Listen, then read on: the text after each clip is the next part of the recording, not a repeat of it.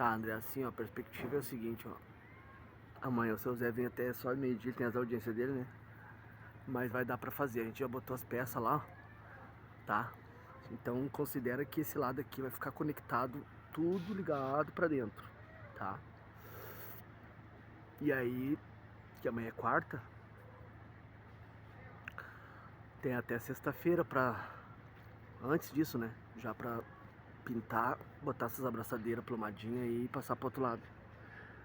Se Deus quiser, semana que vem aí, com sorte, a gente termina esse castelo.